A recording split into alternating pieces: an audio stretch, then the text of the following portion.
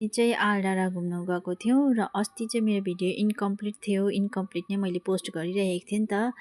आधी मात्रै पोस्ट गरिरहेको थिएँ र यो चाहिँ फर्किँदाको भिडियो हो। यहाँबाट चाहिँ हामी सिधै थाम गयौँ, लेप्चा गुम्बा गएँ र यहाँ चाहिँ छ रिन्जेन मेरो छोरा र उसलाई चाहिँ रिया आँसुले बोकिरहेको छ, रियाले पक्रिरहेको छ र हामी चाहिँ यहाँबाट सिधा थाम गयौँ। यहाँ चाहिँ लेप्चा गुम्बा गयौँ फर्स्ट, किनकि म पनि कहिले गएको थिइनँ नि त, यहाँ गुम्बा चाहिँ आएको थिइनँ कहिले पनि।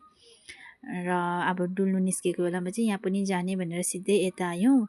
र यो गुम्बा चाहिँ निकै पुरानो गुम्बा रहेछ, पहिलाको गुम्बा रहेछ सुन्दाखेरि, र यसो हेर्दाखेरि चाहिँ निकै पहिलाको गुम्बा रहेछ। एकदमै राम्रो पिसफुल रहेछ। यहाँ आएर चाहिँ एकदमै शान्ति लाग्यो।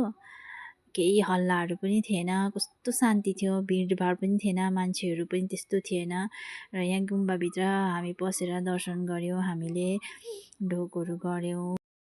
र यहाँ दर्शन गरिसकेपछि चाहिँ हामी निस्केर माथि आई लभ सिटोङ लेखेको चाहिँ यहीँदेखिको अलिकति माथि रहेछ नि त, र त्यहाँनिर जाने भनेर हामी निस्केर गयौँ। र हावा चलेर चाहिँ यहाँ चाहिँ नानीलाई चाहिँ मैले मेरो स्वेटर ओढाइदिएँ। नानी चाहिँ यति बेला सुतिसकेको थियो।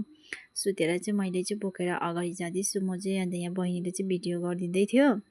अनि हामी सबैजना गयौँ त्यहाँ आई लभ सिटोङमा गएर चाहिँ फोटोहरू खिचौँ न, हेरौँ भनेर चाहिँ यहाँसम्म आयौँ। यहाँ आएर हामीले फोटोहरू खिचेँ र यहाँबाट चाहिँ यस्तो देख्दो रहेछ। र यसको माथि चाहिँ यहाँ होमस्टे, नयाँ होमस्टे बनाएको छ। सायद यहाँ चाहिँ नाम यङ होमस्टे लेखेको जस्तो लागेको थियो। र एकदमै मजाको जग्गा छ यहाँ पनि। अन्त यहाँ माथिनिर चाहिँ स्ट्याचु छ। यहाँ चाहिँ सायद मलाई चाहिँ गुरु रेम्बोजीको स्ट्याचु जस्तो लाग्यो। म यहाँ चाहिँ गएको छुइनँ, तर हामी त्यो दिन चाहिँ जाने भनेर हामीले प्लान गरेनौँ त्यहाँ चाहिँ, किनकि धुम्म थियो नि त, अन्त टाढो पनि छ। अन्त त्यहाँबाट सिधै हामी फर्क्यौँ।